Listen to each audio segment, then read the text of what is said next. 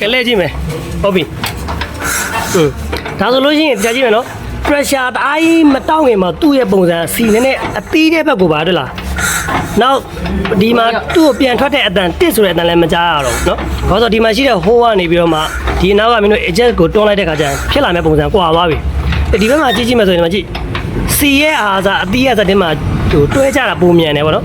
နည်းနည်းလေးပြန်ချက်ကြည့်မယ်ချက်ကြည့်မယ်ချက်ကြည့်အောင်မယ်ချက်ကြည့်မယ်နည်းနည်းချက်ကြည့်မယ်ဟုတ်ပြီချက်ကြည့်မယ်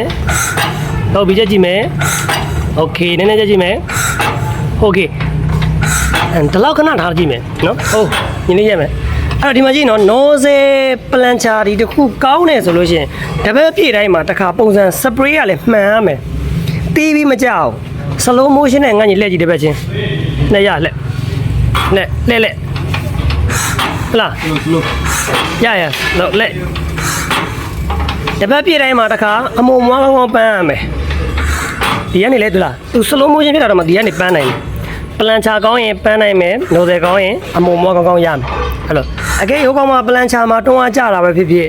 နိုဆယ်မှာဒီအပေါက်ကလေးတွေကစပရေးမကောင်းတော့ဘူးဆိုရင်ဖြစ်လာဆိုအသီးလိုက်ကြ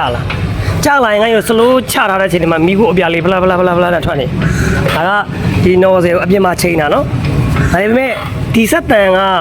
ဒီချိန်လိုက်တဲ့ pressure ကဒီထဲမှာတက်ပြီးနိုးလိုက်တဲ့ခါကျရင် pressure တအားတောင်းလိုက်တယ်တင်းလိုက်တယ်ဆိုလို့ရှိရင်ဒီဘက်မှာဘယ်လိုပြောမလဲစောင့်ပြီးတော့မှစီကိုပြတ်တောက်ပေးတဲ့ပုံစံမျိုးဖြစ်ပြီးဆက်ကထောက်တယ်တဲ့နဲ့အဲ့လိုအတန်ဖြစ်လာအဲ့ဒါကိုကြတော့ဒီထဲမှာတက်ပြီးတော့မှပြန်လျှော့ကြည့်တင်းကြည့်လောက်ရတော့မှာဒါပေမဲ့သူ့ပုံမှန်ပေးထားတဲ့ PS ဆိုင်ရရှိတယ်ဘယ်လောက် MPA ပေးထားလဲအဲ့ဒါက MPA နဲ့သွားတာ18 20တော့1900 PS ဆိုင်အထူးသဖြင့်ဟိုကိုဘိုဒါတို့ဟိုဘာလို့နဲ့တူရလားကိုဘိုဒါ DC 90 0ကလည်း2900 2800အဲ့လောက်ထိပေးထားတယ်နော်ကဲတော့ပါအဲ့ဒီအခြေအနေဒီအမုံမွားလေးတွေလည်းကောင်းတယ်နော်ဇယ်ရဲ့ tip ဆိုတဲ့အတန်လေးကလည်းကြားရတယ်လုံးလုံးမှာနော်โอเคအဲ့တော့လောလောဆယ်အခုဒီဘက်မှာတက်ပြီးတော့မှလောလောဆယ်အကုန်လုံးကိုမင်းတင်းကြည့်စမ်းဘယ်လောက်ထိတွန်းနိုင်လဲကြည့်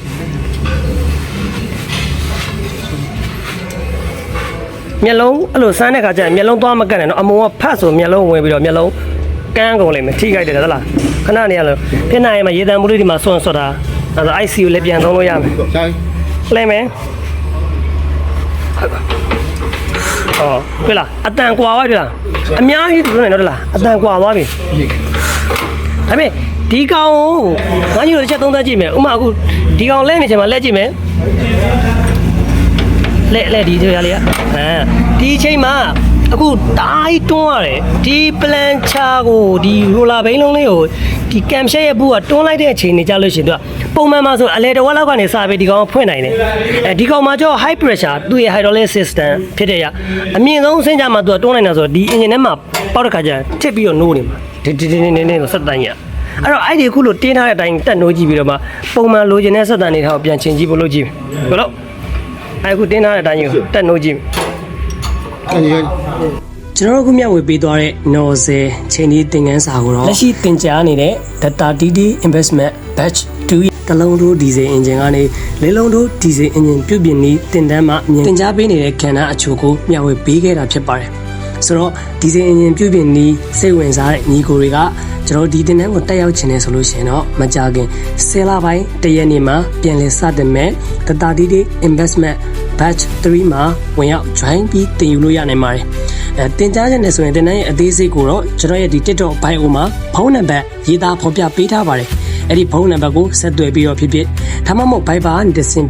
မေးမြန်းပြီးတော့အသေးစိတ်ဆက်သွယ်စုံစမ်းလို့ရနိုင်ပါတယ်ဒီ video file လေးကိုပြီးဆုံးနေတည်ကြည့်ရှုပေးအတွက်တဦးတယောက်ချင်းစီတိုင်းကိုကျေးဇူးအထူးတင်ပါတယ်အားလုံးပဲမင်္ဂလာရှိတဲ့နေ့ရက်တိုင်းကိုရယူပိုင်ဆိုင်နိုင်ကြပါစေခင်ဗျာ